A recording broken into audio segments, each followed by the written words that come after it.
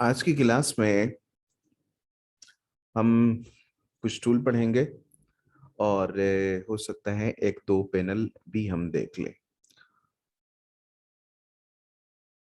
Tools में brush tool हमने पढ़ लिया और उससे पहले हमने रेक्टेंगल टूल और ये राउंडेड रेक्टेंगल, ये जो बेसिक शेप्स टूल है ये भी पढ़ लिए थे और ये वाले टूल भी हमने पढ़ लिए थे।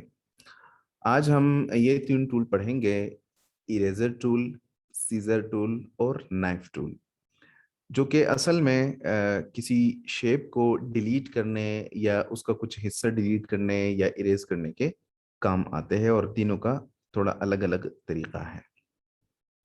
सबसे पहले जो है इरेजर टूल। अब इरेजर टूल मैंने लिया और इसके साथ क्रॉस का निशान नजर आ रहा है, इसका मतलब कि ये काम नहीं कर रहा, क्योंकि कोई चीज नहीं है तो ये किस चीज पे काम करेगा। तो मैं पहले कुछ ड्रॉ कर लेता हूँ। ये मैंने कुछ ड्रॉ कर लिया, ठीक है, और इसको मैं कोई कलर दे देता हूं ताकि ये नजर आता रहे। जैसे मैंने ये कलर इसको दे दिया और अब मैं इरेजर टूल ले लेता हूं। जैसे ही इरेजर टूल पे मैंने क्लिक किया तो आप देख सकते हैं कि ये एक गोल सर्कल नुमा चीज मेरे पास आ गई है। और अब अगर मैं क्लिक कर दूं और इसको कहीं पे भी फेर दूं, किसी तरह भी फेर दूं, तो उस तरीके से ये उस शेप को इरेज कर देगा, उसका उतना हिस्सा काट देगा। ठीक है, जैसे कि आप ये देख सकते हैं, मैं जितना इस पे फेर देता हूं उतना ये उसको इरेज कर देता है।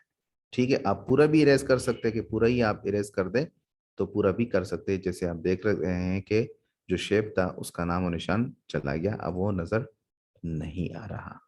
तो ये तरीका है इसको लेने का और इससे काम लेने का। इरेजर टूल की बात कर रहा हूं मैं, ये वाला टूल, ये जो इरेजर टूल है जिसकी शॉर्टकट की है शिफ्ट ई। इरेजर टूल से जब आप कोई चीज इरेज करते हैं, मिटा देते हैं, तो उतना हिस्सा वो मिटा देता है और बाकी की अलग एक शेप आपको बना कर दे देता है। आपकी शेप फिर भी बनी रहती है। ये देखे, ये शेप मैंने बना दिया और इसका जो बॉर्डर है वो मैं कोई और कलर कर देता हूं ताकि आपको नजर आता रहे। और इस बॉर्डर का जो स्टाइल, जो साइज है, वो मैं स्ट्रोक या बॉर्डर या पाथ आप कह सकते हैं, वो मैं बढ़ा देता हूँ। ये देखें, तो अब देखें ये शेप फिर भी आपकी क्लोज ही है, ओपन शेप नहीं है। ठीक है, इरेज कर दिया मैंने, लेकिन फिर भी इसने मुझे अलग एक शेप बनाकर दे दिया, क्लोज शेप।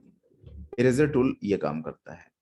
आप बीच में से इसको यू काटते हैं तो अब दो शेप बन गए। ठीक है, अब देखें, अब ये अलग शेप बन गया और ये अलग शेप, क्योंकि बीच में इसमें बीच से मैंने इसको काट दिया है। मैं कंट्रोल जेड कर रहा हूं।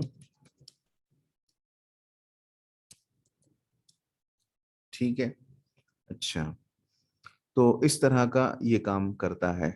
मैं इसका स्ट्रोक फिर से ले रहा हूं और इसका स्ट्रोक में बढ़ा देता हूं ताकि नजर आता रहे। ठीक है, अच्छा, आपने देखा कि ये जो इरेजर टूल है, तो ये इस तरह से गोल सा है और इससे आप कोई चीज इरेज करते हैं तो इस तरह गोलाई में ये कर देता है। ठीक है, तो कभी कभार हमें ऐसा चाहिए होता है कि हम स्ट्रेट कोई चीज इरेज करना चाहते हैं, तो इरेजर टूल से वो कैसे करेंगे। मिसाल के तौर पे मैंने कोई चीज बिल्कुल सीधी इरेज करनी है, तो अगर मैं इस इरेजर टूल से नॉर्मली इस तरह करूं तो ये तो सीधा नहीं हुआ ना। अब यहाँ पर देखिए टेढ़ा बेढ़ा हो गया है। तो सीधा करने के लिए क्या करेंगे, आप ऑल्ट का बटन प्रेस करें और फिर आप इरेज टूल को ले ले। ऑल्ट का बटन आप प्रेस करें, इरेज टूल को ले ले और ये इस तरह से फिर ड्रॉ करिए। देखे, इस तरह की एक वो बन जाएगी, एक शेप नुमा चीज आने लगेगी। ठीक है, इस तरह स्ट्रेट। फिर जितना आपने किसी चीज को इरेज करना है उतना कर ले। जैसे मैंने इतना सा करना है, अभी ऑल्ट का बटन मैंने प्रेस रखा है। ठीक है, इतना आप इरेज कर ले, माउस का बटन छोड़ दे और अब ऑल्ट का बटन छोड़ दे। ऑल्ट का बटन कहाँ है, स्पेस का बटन देखे, स्पेस के दाएं तरफ और बाएं तरफ ALT जिस बटन पे लिखा है उसको ऑल्ट का बटन कहा जाता है, वही ऑल्ट का बटन है। ठीक है, तो अगर आपने स्ट्रेट इस तरह करनी है तो आप कर सकते हैं। इसी तरह से अब मैंने ऊपर से करनी है तो ऑल्ट का बटन प्रेस किया और इस तरह से यू फेर दिया और यहाँ तक लेकर आया और माउस का बटन छोड़ दिया और अब कीबोर्ड का बटन छोड़ दिया। तो आप देख सकते हैं कि बिल्कुल स्ट्रेट अंदाज में ये इरेज हो गया है। तो अगर आपने स्ट्रेट अंदाज में इरेज करना है तो इस तरह से कर सकते हैं। अब आप देखें तो आपका जो ये इरेज टूल है इसका साइज इतना है, बाय डिफॉल्ट इतना होता है। आप इसको बढ़ा भी सकते हैं, कम भी कर सकते हैं। कीबोर्ड की तरफ देखें, जहां पे पी लिखा नजर आ रहा है, ओ पी, पी के साथ आप देखें आगे की तरफ तो स्क्वायर ब्रैकेट के दो बटन नजर आ रहे होंगे।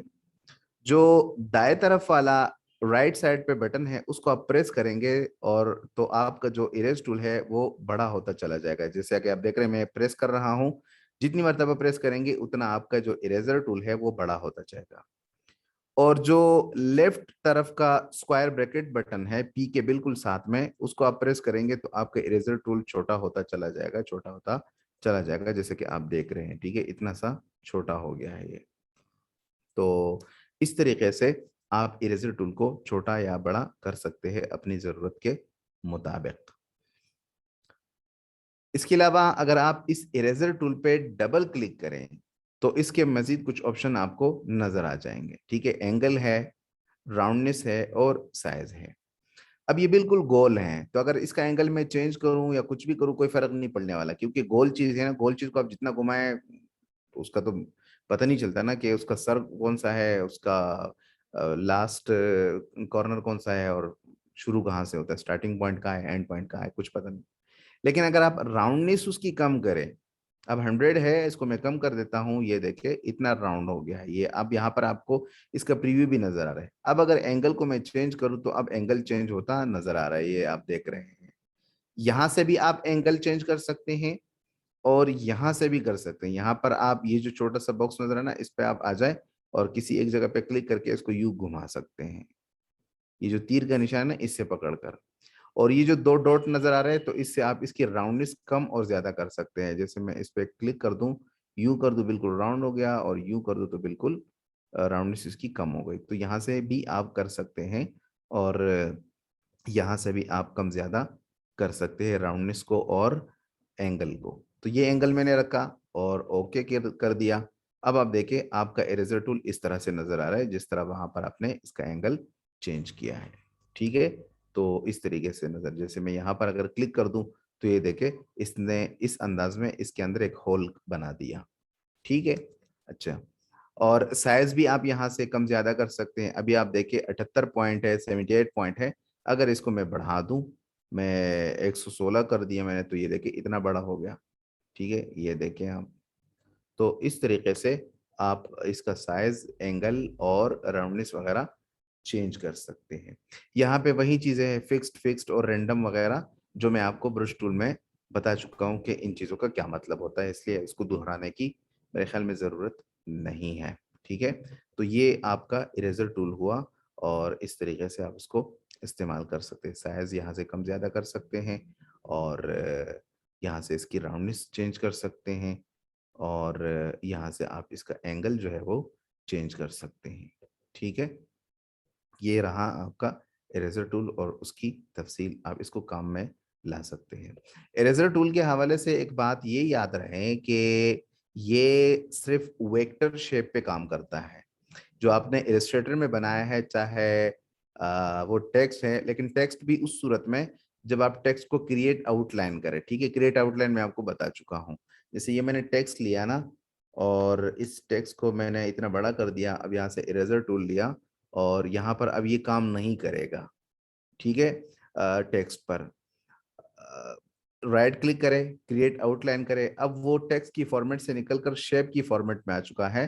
तो अब अगर आप इरेजर टूल ले ले और यहाँ से इसको इरेज कर दे तो अब ये इरेज हो जाएगा। ठीक है, जैसे कि आप यहाँ पर देख रहे हैं यहाँ पर हो चुका है। अब ये इरेजर टूल इस पे काम करे क्योंकि ये टेक्स्ट की फॉर्मेट से निकलकर शेप वाली फॉर्मेट में आ चुका है। तो अब यहाँ पर इरेजर टूल काम करेगा, यानी कि वेक्टर शेप पर ये काम करेगा, रास्टर पे काम नहीं करेगा, यानी किसी तस्वीर वगैरह पर काम ये नहीं करेगा। किसी तस्वीर को अपने कोई हिस्सा कोई डिलीट करना है, इरेज करना है, तो उसके लिए आपको फोटोशॉप की तरफ जाना होगा। इलस्ट्रेटर में ये इरेजर टूल जो है ये किसी तस्वीर वगैरह पर काम नहीं करेगा। मिसाल के लिए एक तस्वीर इंपोर्ट भी कर देता हूँ। फाइल मेन्यू में आया, प्लेस में आया, और यहाँ पर मैं कोई भी तस्वीर जो है वो ले लेता हूँ। जैसे मैंने ये तस्वीर ले लिया, ठीक है, और इसको प्लेस कर दिया यहाँ पे, ठीक है, ये एक तस्वीर आ गई है।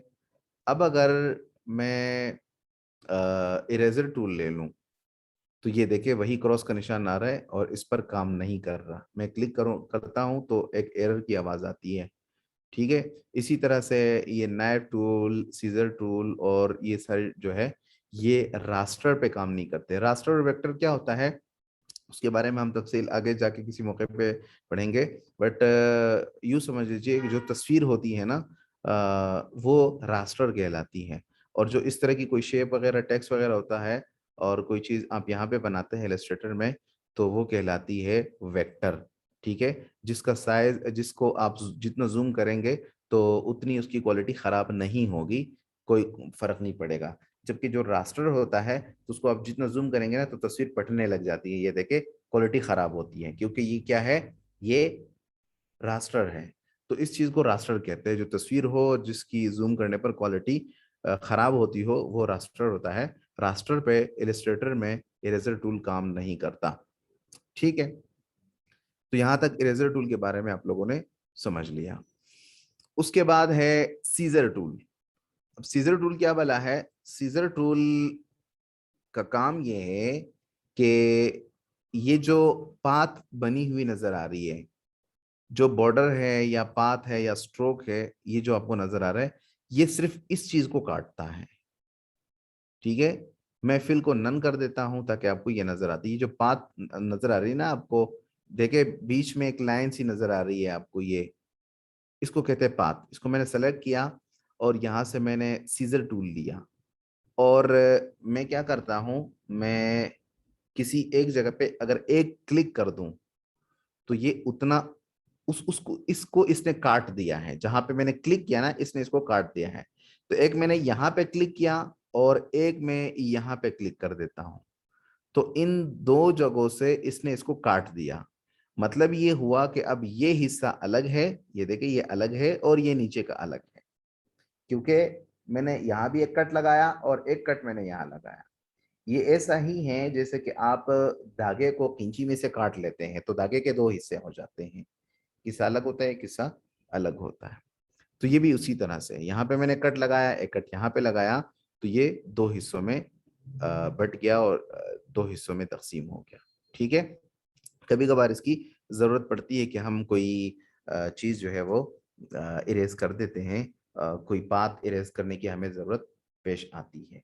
तो सीजर टूल का बस इतना सा काम है कि आप किसी पाथ को अगर काटना चाहें, कट लगाना चाहें, तो आप इससे लगा सकते हैं। यहाँ पे आपने लगा दिया और एक आपने मिसाल के तौर पर यहाँ पर लगा दिया, तो अब ये इस तरह से तकसीम हो गया। ये देखिए एक मैंने यहाँ लगाया था, एक यहाँ लगाया था, तो अब ये बीच में इस तरह से तकसीम हो गया।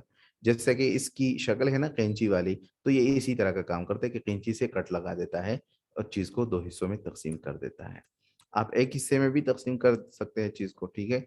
जैसे मैंने सीजर टूल लिया और यहाँ पर मैंने क्लिक कर दिया, ठीक है। ये पाथ पे मैं क्लिक कर देता हूँ, ठीक है। इधर क्लिक कर, पाथ के अलावा क्लिक करेंगे तो ये एरर देगा आपको, पाथ पे ही क्लिक करना है। यहाँ पे मैंने कट लगा दिया, ये आप देख सकते हैं। अब मैं डायरेक्ट सिलेक्शन टूल ले लेता हूँ और यहाँ पर आता हूँ और इस एंकर पॉइंट से पकड़कर इसको अलग और इसको अलग कर देता हूँ। तो यहाँ से मिसाल के तौर पर इसने काट दिया है ना, तो बीच में यहाँ पर कट लग गया।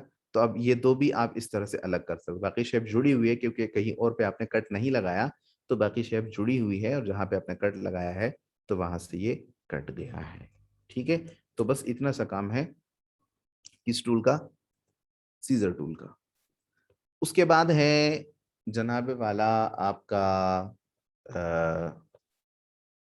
क्या कहते हैं उसको, नाइफ टूल। ये है आपका नाइफ टूल। नाइफ चाकू छुरी को कहते हैं और ये भी इसी तरह का काम करता है कि ये भी चीज को बीच में से काट देता है। लेकिन ये करता है कि उस चीज का कुछ हिस्सा अपने साथ लेके नहीं जाता। जैसे मैं यहाँ पर आपको इरेजर टूल से समझाऊं, तो इरेजर टूल को मैंने ये लिया ना, और यहाँ पर बीच में से मैंने इसको यू फेर दिया, तो इसने इनको बीच में से काट तो दिया, लेकिन एक तो ये किया कि इसका कुछ हिस्सा भी अपने साथ लेके गया और टेढ़ा मेढ़ा भी आ गया है। ठीक है, अगर मैं नाइफ टूल से इस तरह करूं, यहां पर क्लिक करके फेर दूं और यहां तक आ जाऊं और माउस छोड़ दूं, तो इसने इसको भी दो हिस्सों में तकसीम किया, लेकिन बीच में कुछ अपने साथ लेके नहीं गया। अब ये अलग हो गया है और ये हिस्सा अलग हो गया है। ठीक है, लेकिन बीच में से कुछ लेके नहीं गया है ये, जैसे कि आप देख रहे हैं। नाइफ टूल का ये काम है, ये चीजों को बीच में काटने के काम आता है। जैसे ये हैं, एक शेप को आप कई हिस्सों में तकसीम कर सकते हैं इस तरह से। ठीक है, अपने कोई लोगो वगैरह बनाना हो तो मैं इसका जो स्ट्रोक है वो ख़त्म कर देता हूँ और सिर्फ फिल रहने देता हूँ। तो ये देखिए, ये अलग हो गया, ये अलग हो गया और ये जो है अलग हो गया। ठीक है, इस तरह से किसी चीज़ को आपने इस तरह हिस्सों में तकसीम करना है तो नाइफ टूल से आप कर सकते हैं। अब यहाँ पर एक बात देखने की है कि नाइफ टूल से मैंने काम किया ना, तो लाइन सीधी नहीं आई, ये यहाँ से शुरू हुई, यहाँ पे खत्म हुई, ये इस तरह टेढ़ी हो गई, ये इस तरह। आप टेढ़ी लाइन बना सकते हैं, ठीक है, लेकिन आप सीधी लाइन भी बना सकते हैं। ठीक है, वो कैसे बनाएंगे? नाइफ टूल आपने लिया और आपने शिफ्ट और ऑल्ट का बटन दबाया और फिर आपने क्लिक कर दिया। शिफ्ट और ऑल्ट प्रेस रखे हुए हैं मैंने, और अब मैं नाइफ टूल से काम ले रहा हूं, तो ये देखे बिल्कुल सीधी लाइन आ गई। यहाँ पे क्लिक कर दिया, बिल्कुल सीधी लाइन। यहाँ पे क्लिक कर दिया, बिल्कुल सीधी लाइन। यहाँ पे क्लिक कर दिया, बिल्कुल सीधी लाइन। और यहाँ पे बिल्कुल सीधी लाइन। इसी तरह से ऊपर से भी आप कर सकते हैं। ऊपर आपने क्लिक कर दिया, ठीक है, तो यहाँ पे आपने क्लिक कर दिया, ये एक लाइन आ गई और एक लाइन ये आ गई, एक लाइन जो है वो ये आ गई है। और शिफ्ट और ऑल्ट का बटन प्रेस रखना है और उसके बाद आपने काम करना है। ठीक है, तो ये जो है ये आपका जो शेप है वो इतने हिस्सों में बट चुका है। ये देखे, ये अलग है, ये अलग है, ये अलग है, इस तरह से अलग अलग हो गया है। ठीक है, तो नाइफ टूल आपका यहाँ पे काम आता है और इन चीज़ों में आपके काम आता है। ठीक है, इस तरह आपकी शेप को बीच में से काटता है। अगर आप बगैर शिफ्ट और ऑल्ट के इस्तेमाल करेंगे तो फ्रीली होगा, लाइन सीधी नहीं आएगी। देखिए, इस तरह टेढ़ी मेढ़ी आएगी, ऊपर नीचे या दाएं बाएं जहाँ पे आप करना चाहते हैं तो इस तरह से बनेगी। और अगर आप चाहते हैं कि सीधी लाइन बने, शिफ्ट और ऑल्ट का बटन प्रेस कर दे और यू ले लें, शिफ्ट और ऑल्ट का बटन, और इस तरीके से। ठीक है, इस तरह आप नाइफ टूल का इस्तेमाल कर सकते हैं। उम्मीद करता हूँ नाइफ टूल का इस्तेमाल, सीजर टूल का इस्तेमाल और इरेजर टूल का इस्तेमाल आपको आ गया होगा और ज़रूरत पड़ने पर आप इनको इस्तेमाल कर सकेंगे। अच्छा, यहाँ पर कुछ मज़ीद चीज़ें हमें समझने की ज़रूरत है, और वो है स्ट्रोक। हम स्ट्रोक के पैनल को पढ़ लेते हैं। आप यहाँ से भी स्ट्रोक का पैनल ओपन कर सकते हैं। यहाँ पर देखें ना, कोई भी चीज़ आप ड्रॉ करते हैं तो इधर उसका जो स्ट्रोक है वो आपको नज़र आएगा। अगर इधर नज़र नहीं आ रहा तो आप विंडो में आ जाएं और यहाँ पर आप ये देखें स्ट्रोक का पैनल, जिसकी शॉर्टकट की है Ctrl+F10, स्ट्रोक। इस पर आप क्लिक करेंगे तो स्ट्रोक का ये पैनल आपके सामने आ जाएगा। अब यहाँ पर कुछ नजर नहीं आ रहा, तो ये जो फ्लाई आउट बटन है, ये जो 3 लाइन गए हैं, इस पर आप क्लिक कर दे और शो ऑप्शन पे क्लिक कर दे, तो स्ट्रोक के वो तमाम ऑप्शन आपके सामने नजर आ जाएंगे। स्ट्रोक जरूरी है और स्ट्रोक का इस्तेमाल हम करते हैं डिजाइन में वक्तन फवक्तन, तो इसलिए स्ट्रोक के पैनल को भी थोड़ा सा समझे, ताकि कल को स्ट्रोक के इस्तेमाल में आपको किसी किस्म की कोई परेशानी, दिक्कत ना हो। तो यहाँ से भी यही सारे ऑप्शन हैं, देखिए कोई फर्क नहीं है, यहाँ पर भी और यहाँ पर भी ये सब ऑप्शन सेम है। तो हम चाहे यहाँ से खोलें या यहाँ से खोलें। अलबत्ता एक फर्क जरूर है कि यहाँ ऊपर आप देखें स्ट्रोक के साथ, स्ट्रोक के पैनल में तो नहीं लेकिन स्ट्रोक के साथ आपको कलर भी नजर आ रहा है फिल के और स्ट्रोक के। यानी कोई भी आप चीज बनाए ना, जैसे मैं यहाँ पर एक शेप बना दिया मैंने, इसका जो ये आपको एक फिल है और एक स्ट्रोक नजर आता है। ये तो आपको समझ में आ ही चुका होगा कि कोई भी शेप जब आप ड्रॉ करते हैं तो इसमें दो चीजें होती है, एक उसका फिल होता है या यानी अंदर जो कलर होता है, और इसके एक बॉर्डर सा होता है जिसको स्ट्रोक कहा जाता है इलिस्ट्रेटर में। इसको आप बॉर्डर भी कह सकते हैं और स्ट्रोक भी कह सकते हैं। तो ये दो चीजें हुआ करती हैं, ठीक है। तो फिल के हवाले से तो उस दिन हमने काफी तफसील से पढ़ा कि फिल में आप क्या क्या चीजें फिल कर सकते हैं। आप सॉलिड कलर फिल कर सकते हैं, आप ग्रेडियंट फिल कर सकते हैं, आप पैटर्न फिल कर सकते हैं, और आप टेक्सचर फिल कर सकते हैं, वगैरह वगैरह। वो सारी चीजें हमने तफसील से पढ़ ली और उम्मीद है कि वो आपको समझ भी आ चुकी होंगी।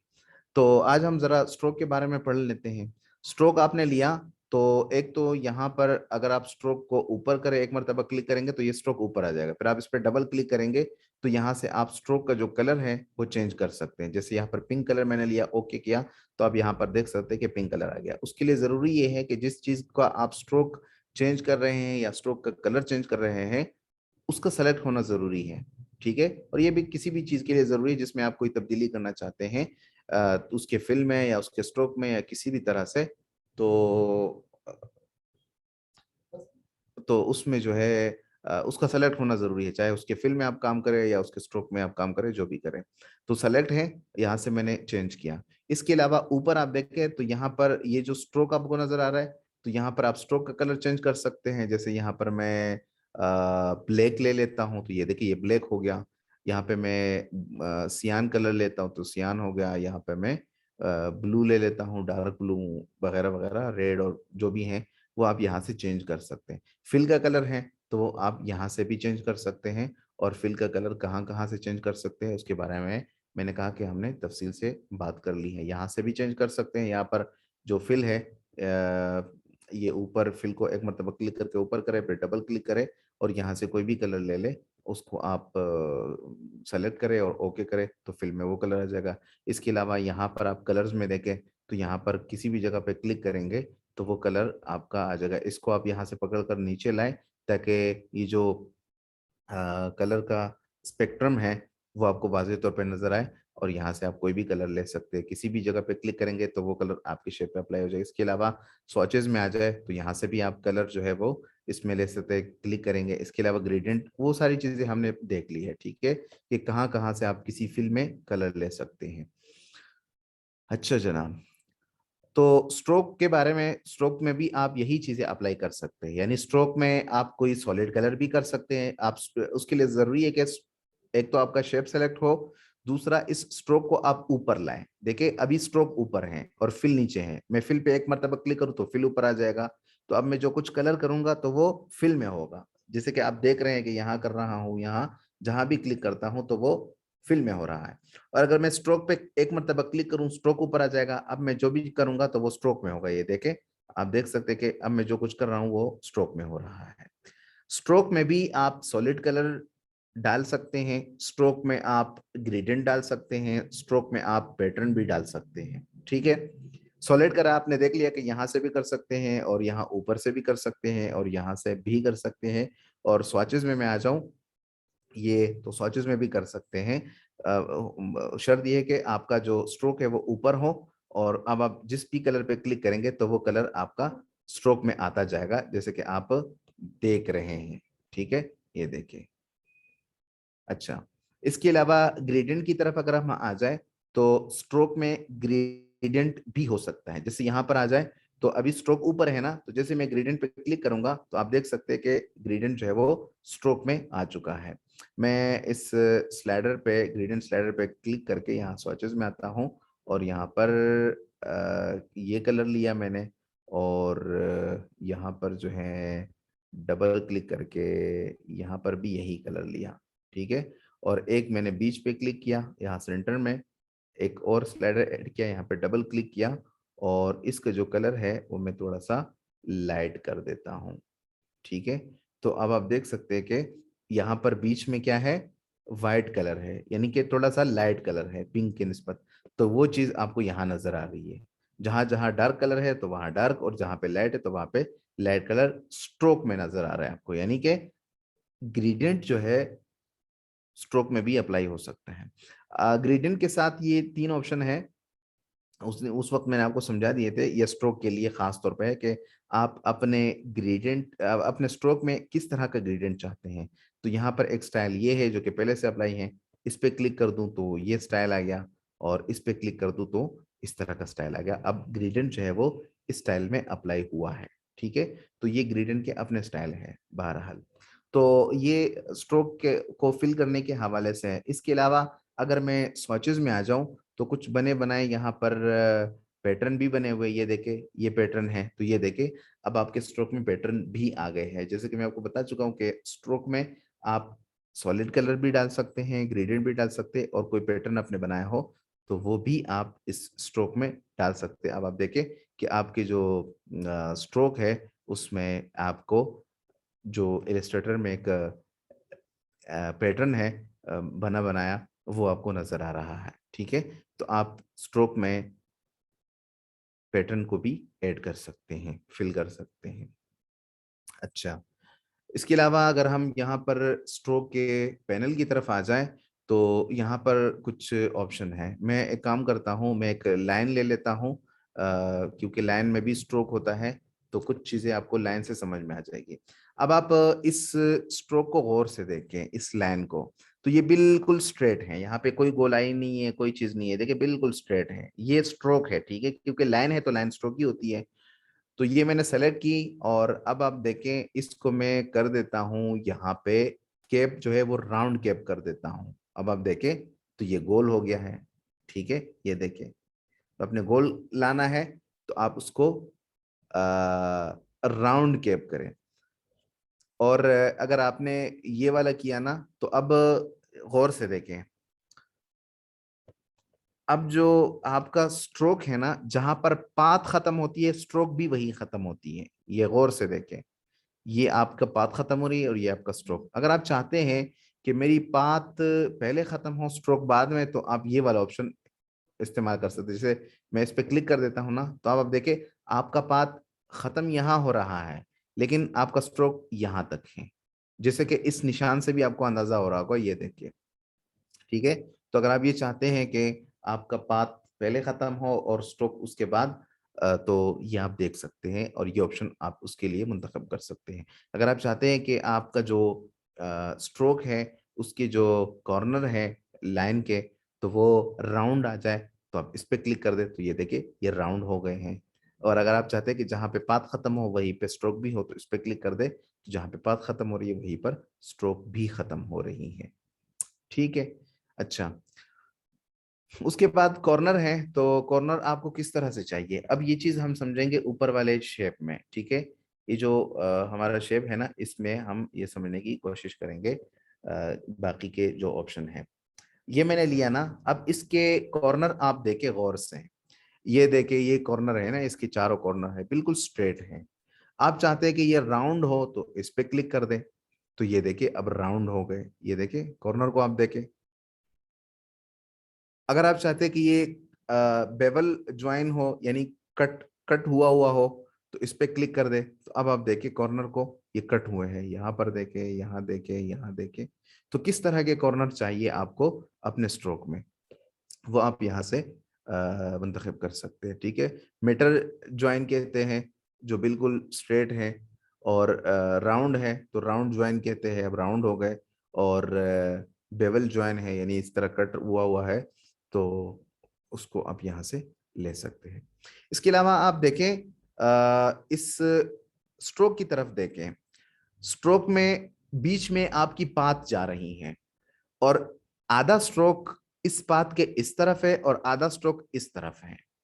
या आप यूं समझ लीजिए कि यहां तक आपका फिल है, ये जो आपको बीच में एक ब्लू लाइन नजर आ रही है ये आपकी पाथ है, और जो बाहर नजर आ रही है बड़ा सा, इसको स्ट्रोक कहते हैं, और जो अंदर है उसको कहते हैं फिल।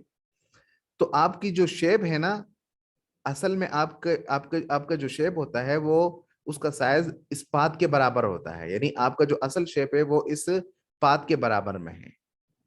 बाहर थोड़ा सा स्ट्रोक निकला हुआ है, असल शेप आपकी इस पाथ के बराबर में है।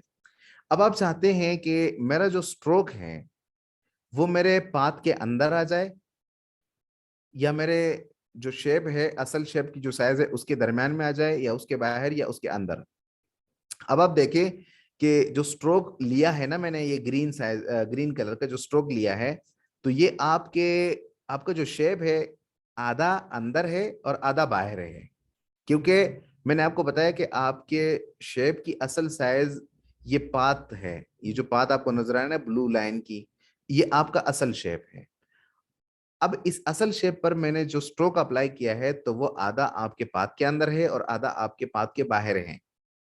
यानी आधा आपके शेप के अंदर है ये स्ट्रोक, और आधा आपके शेप से बाहर है। अगर आप चाहते हैं कि ये स्ट्रोक जो है ये मेरे शेप के अंदर आ जाए, तो आप इस ऑप्शन को इस्तेमाल करें। ये देखिए, अब ये अंदर आ गया है, यहां पर आपका पाथ खत्म हो रहा है और आपका जो स्ट्रोक है वो पाथ के अंदर आ चुका है। अगर आप चाहते हैं कि मेरा जो स्ट्रोक है वो पाथ के बाहर चला जाए, तो इस पर क्लिक कर दे।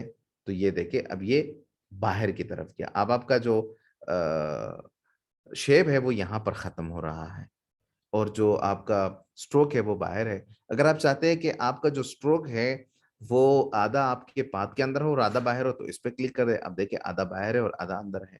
अब ये चीज आपको कहाँ पे काम आएगी या कहाँ पे इसका फायदा होगा, ये भी आपको देखने की जरूरत है। मैं काम करता हूँ, मैं यहाँ पे टेक्स्ट ले लेता हूँ। ये मैं आपको एक मिसाल समझा रहा हूँ, बाकी आप खुद देख लीजिएगा कि कहाँ कहाँ पे ये आपके काम आ सकता है। यानी आपका जो स्ट्रोक है वो आपके शेप के अंदर हो, शेप से बाहर हो, शेप के दरमियान में हो, तो ये आपको कहाँ कहाँ आ सकता है, ये अब जब आप काम करेंगे, डिजाइन बनाएंगे, तो आपको खुद ही आइडिया होता जाएगा। मैं एक मिसाल दे देता हूँ। यहाँ पर मैं नाम लिख देता हूँ अपना, जो ये मैंने अपना नाम लिख दिया है, और इसका साइज मैं बढ़ा देता हूँ, और यहाँ से इसका जो फॉन्ट है वो मैं चेंज कर देता हूँ।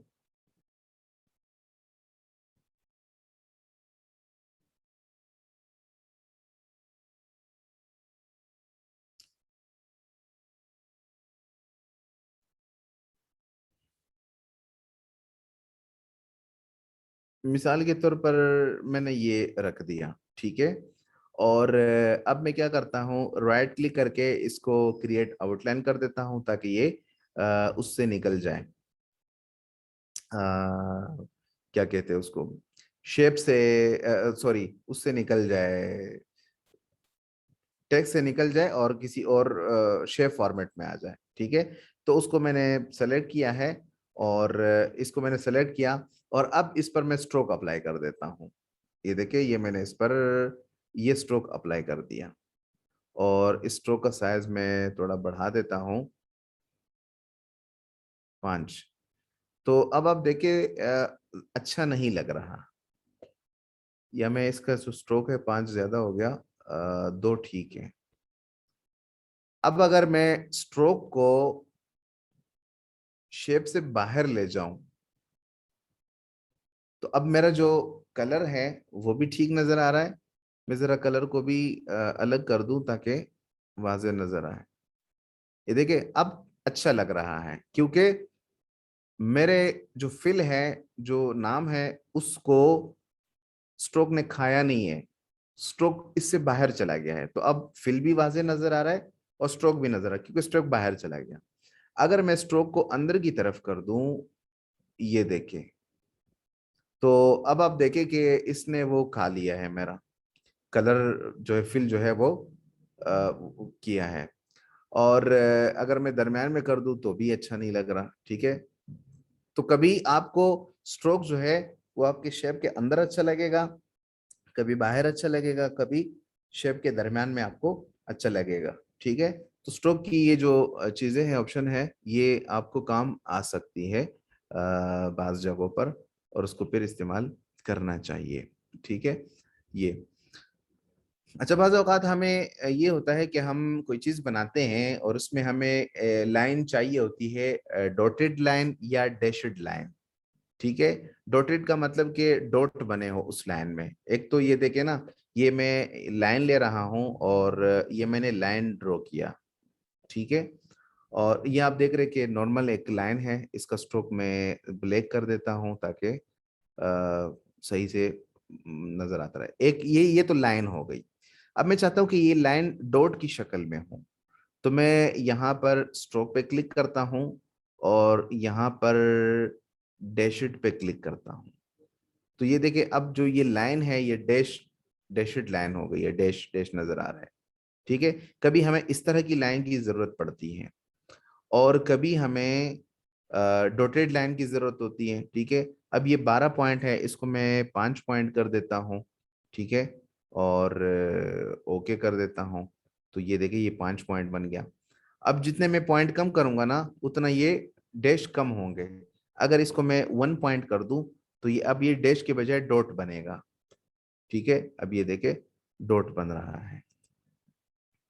लेकिन इसके लिए जरूरी ये है कि आप दोनों चीजों का साइज सेम रखें। अब देखिए डॉट अभी भी नहीं है क्योंकि अभी लंबाई में है, पहले चौड़ाई में ज्यादा था अब लंबाई में। तो यहाँ पर स्ट्रोक का जो पॉइंट है वो आप 1 रखे, तो अब ये डॉट बन गए, अब दोनों तरफ से बराबर हैं। ठीक है, तो इस चीज का आपने ख्याल रखना होगा कि अगर आपने डॉट बनाने हैं, यानी जो डॉट बनाए हैं ना उसका, अब इसको मैं जूम कर दूं ना तो आपको बात समझ में आएगी।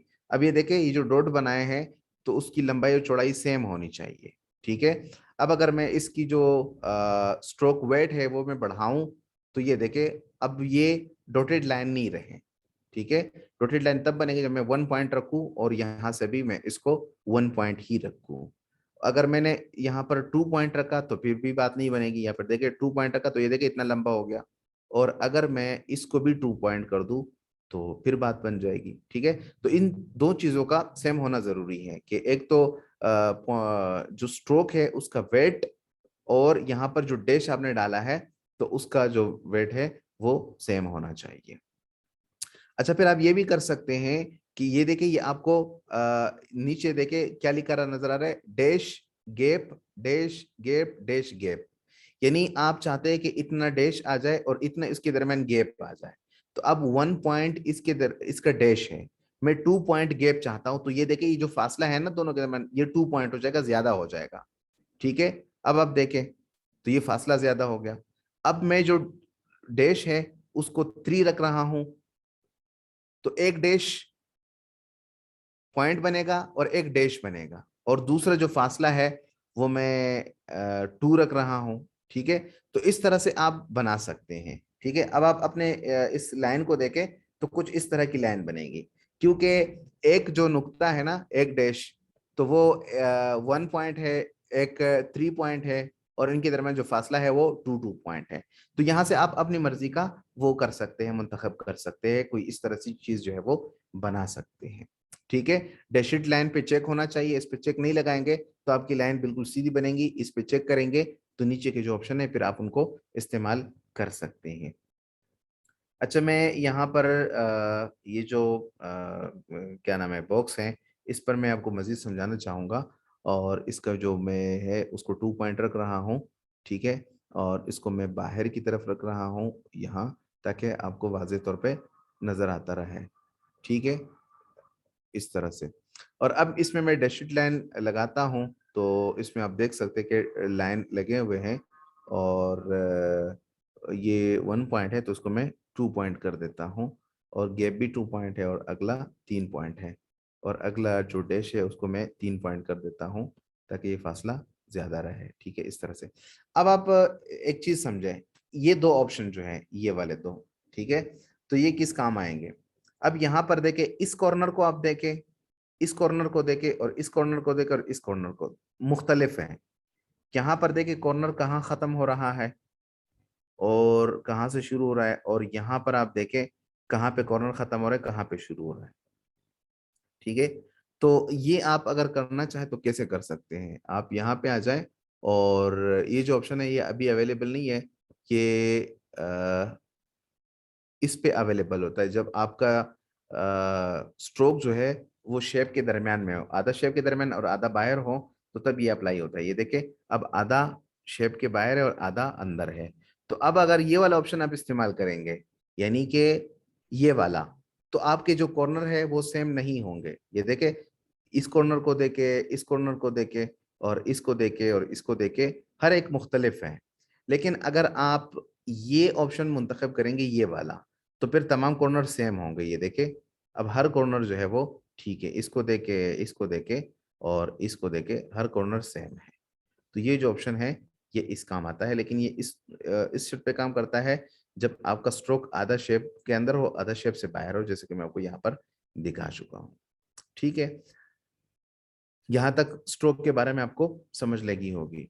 अब हम दीगर ऑप्शन की तरफ आते हैं। ये देखें, आपका जो स्ट्रोक है या आपने जो लाइन ली है उसका एक स्टार्टिंग पॉइंट होता है और एक एंड पॉइंट होता है। यहाँ पर आपको कुछ एरोज नजर आ रहे हैं, ठीक है।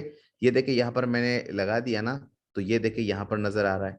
और एक आपका जो स्ट्रोक है ना, स्ट्रोक का एक यहाँ पर देखे, ये एक एंड पॉइंट है, एक स्टार्टिंग पॉइंट है। कहाँ पे आप क्या लगाना चाहते हैं वो आप लगा सकते हैं। जैसे यहाँ पर मैंने देखा, यहाँ पर मैंने जो है स्टार्ट पॉइंट पे मैंने ये लगा दिया और एंड पॉइंट पे मैं इनमें से कोई चीज लगा देता हूँ, या ये लगा देता हूँ, ये देखें।